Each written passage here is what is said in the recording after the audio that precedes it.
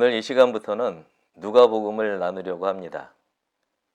오늘은 누가복음 1장 1절에서 4절의 말씀을 복음이라는 제목으로 나누겠습니다.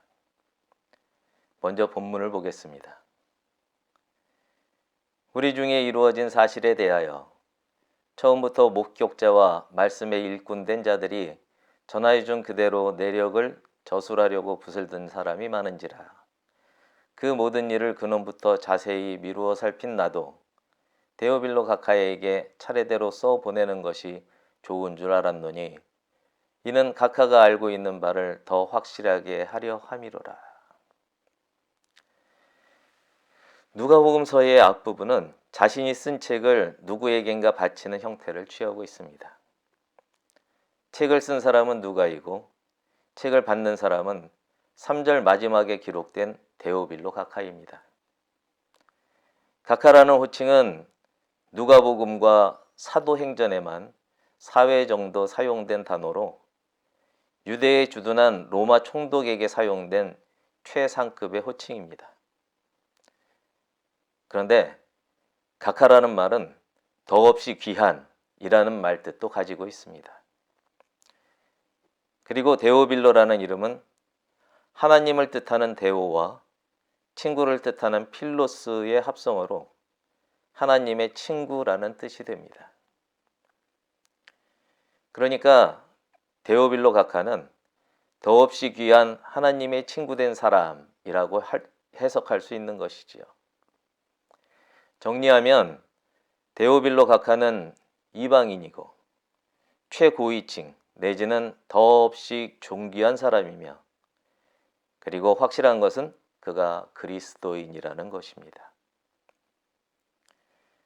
확대해서 해석하면 지금 이 복음서 앞에 앉아 있는 우리들 하나하나가 데오빌로 각하, 다시 말해서 우리 역시 더없이 존귀한 하나님의 친구된 사람이라고 할 수 있습니다. 이렇게 생각할 때 지금 이 시간 이 복음서를 대할 수 있다는 것이 얼마나 큰 은혜인지 모르겠습니다. 누가복음서는 하나님이 우리를 부르는 구원의 손짓임을 잊지 않는 여러분 되시기를 주님의 이름으로 축복합니다. 헬라어 본문의 1절은 무엇이므로 또는 무엇인 까닭에 라는 말로 시작을 합니다. 이 책은 확실한 의도를 가지고 있습니다. 결론은 4절에 있습니다. 4절의 원문을 직역에 가깝게 전하자면 데오빌로 각하로 하여금 그가 가르침 받은 말씀들에 대하여 그 내용의 확실함을 꼭 완벽하게 알도록 하려는 것입니다.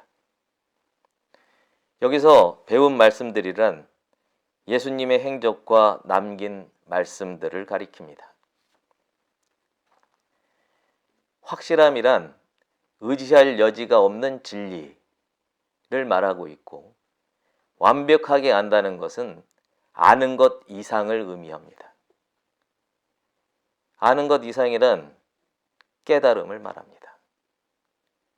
그러니까 결국 누가가 이 책을 쓰는 목적은 더없이 존귀한 하나님의 친구된 사람으로 하여금 가르침받은 예수님의 행적과 남긴 말씀들이 의심할 여지가 없는 진리임을 깨닫게 하려는 것이지요. 1절에서 3절은 누가가 이 책을 쓰게 된 이유를 설명합니다. 많은 사람들이 예수님의 행적과 남긴 말씀을 어떻게든지 기필코 정리해 보겠다고 붓을 든 것을 이유로 듭니다. 과거형으로 사용된 붓을 들었다라는 말은 시도했다는 말의 완곡한 표현입니다. 시도는 했으나 끝맺지 못했다는 의미를 내포하는 것입니다. 더불어 한 가지 살펴볼 것은 누가라는 이름입니다. 누가라는 이름은 빛나다, 빛을 주다 라는 어원을 가지고 있습니다. 물론 누가라는 이름은 누가복음서 전체를 두고 한 번도 나타나지는 않습니다. 이렇게 볼 때 사소한 것이지만 많은 사람들과 빛나는 사람, 이렇게 대조되는 언어 유희가 보이기도 합니다. 정리하려는 대상은 우리 중에 이루어진 사실입니다. 여기서 우리란 유대인과 이방인 전체 그리스도인들을 가리킵니다. 이루어진 사실은 궁극적으로는 구원입니다. 구원은 죄에서 자유를 얻어 하나님께 예속되는 것, 묶이는 것입니다. 그리고 그 중심에는 예수님이 있습니다. 예수님의 탄생과 말씀과 행적과 죽음과 부활이 예수님의 메시아 되심과 성자 하나님 되심과 하나님의 살아계심을 매우 분명하게 드러낸다는 것입니다. 그리고 중요한 것은 이것은 사실입니다. 또 이루어진이라는 표현은 완료 분사의 수동태를 취하고 있습니다. 이미 이루어졌고 그 영향력이 쭉 유지되고 있다는 말입니다. 누구든 지금도 구원에 들어갈 수 있다는 말이 됩니다. 왜냐? 예수님이 살아있기 때문입니다. 누가복음의 말씀은 앞으로도 계속해서 이 상태로 남아있을 것이기 때문에 언제 누가 이 말씀, 곧 누가복음을 읽더라도 구원에 이를 수 있습니다. 하나님은 영원이고 영원하고 하나님의 구원의 은혜도 영원합니다.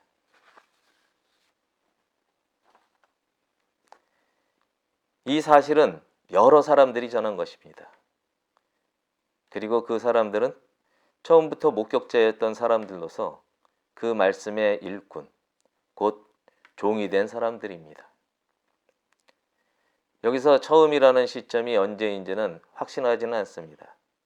가깝게는 예수님 공생애의 시작부터일 것이고 멀게는 인자 예수님의 탄생부터일 수 있습니다.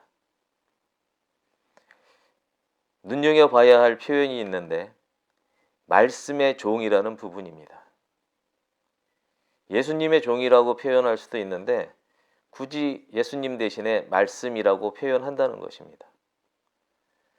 4절에서는 말씀들이라고 해서 복수로 표현한 것에 비교해서 2절에서는 말씀이라고 단수로 표현을 하고 있는데 2절의 말씀은 예수님을 대신한 표현이라고 짐작할 수 있는 것입니다.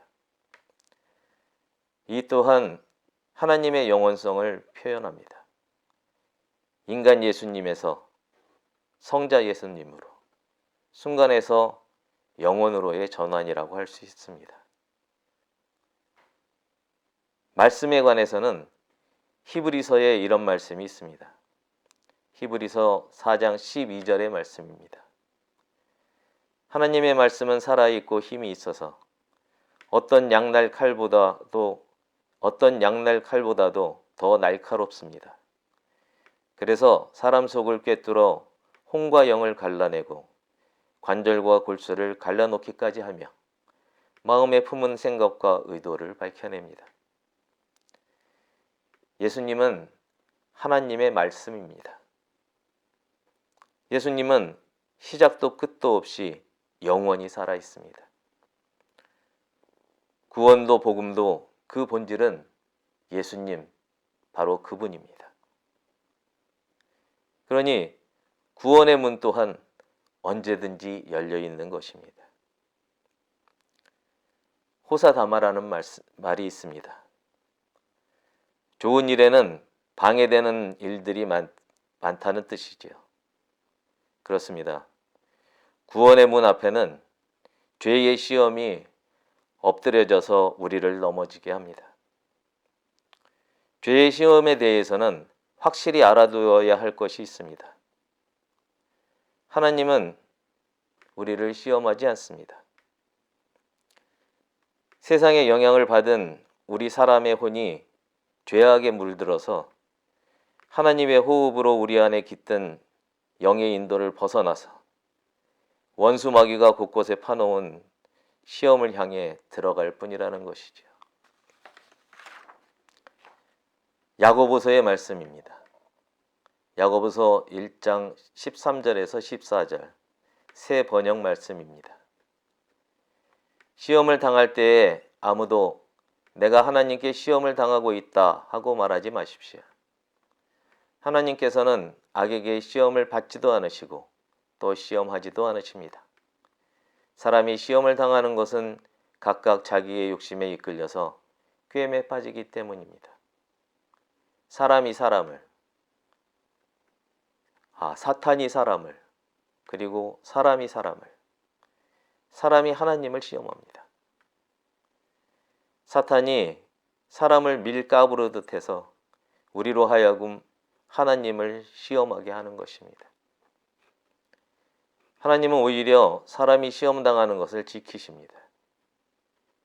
예수님, 곧 말씀으로 우리를 지키는 것입니다. 누가복음이 우리를 깨달음으로 이끌기 위해서 우리에게 남겨진 것은 참으로 귀한 일인 것 같습니다. 시편의 말씀을 상기해 봅시다. 시편 107장의 말씀입니다. 17절부터 22절까지 보겠습니다. 미련한 자들은 그들의 죄악의 길을 따르고 그들의 악을 범하기 때문에 고난을 받아 그들은 그들의 모든 음식물을 싫어하게 되어 사망의 문에 이르렀도다. 이에 그들이 그들의 고통 때문에 여호와께 부르짖음에 그가 그들의 고통에서 그들을 구원하시되 그가 그의 말씀을 보내어 그들을 고치시고 위험한 지경에서 건지시는도다. 여호와의 인자하심과 인생에게 행하신 기적으로 말미암아 그를 찬송할지로다. 감사제를 드리며 노래하며 그가 행하신 일을 선포할지로다. 또 예수님이 제자들에게 가르치신 기도가 있습니다. 마태복음 6장 13절의 말씀입니다. 우리를 시험에 들지 않게 하시고 악에서 구하여 주시옵소서.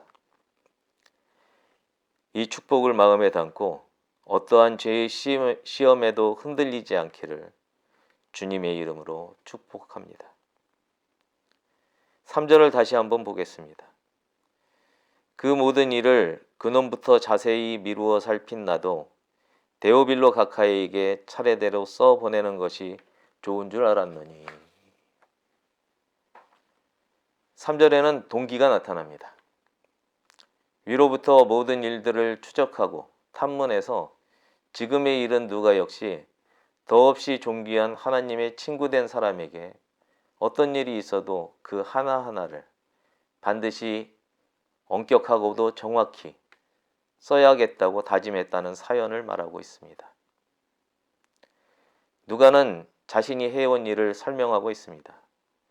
위로부터 모든 것을 계속해서 뒤쫓아왔다고 합니다. 뒤쫓아온 일들을 정리해 보겠습니다. 누가는 1장 5절부터 3장 22절에 소개되는 성육신의 예고로부터 세례 받으시기까지의 사실들을 소개하고 있습니다. 그리고 이어서 3장 23절부터 38절에 요셉에서 하나님에 이르는 족보를 언급하고 있는데 이것은 태초부터 예정된 일이라는 의미를 부여합니다. 4장으로 가면서 누가는 아담과 하와에게 내려진 창세기의 시험과 대비되도록 예수님을 향한 사탄의 시험을 다룹니다. 그리고 바로 예수님의 갈릴리 사역을 소개하면서 나사렛에서 이사야서의 말씀으로 예언이 이루어졌음을 선포한 사건을 언급합니다. 죄의 역사가 종말을 맞고 새 창조와 온 세상이 거듭나는 새로운 구원의 역사가 시작되는 증거들을 다루려는 것입니다. 여러분, 이 일들은 신화나 전설이 아닙니다. 역사적 사실입니다. 오늘부터 나누게 될 누가복음의 모든 말씀이 하나님 우리 아버지의 일하심으로 이루어진 사실이라는 것을 여러분은 깨닫게 될 것입니다. 모든 깨달음을 얻고 가슴에 담아 잊지 않기를 예수님의 이름으로 축복합니다. 기도하겠습니다.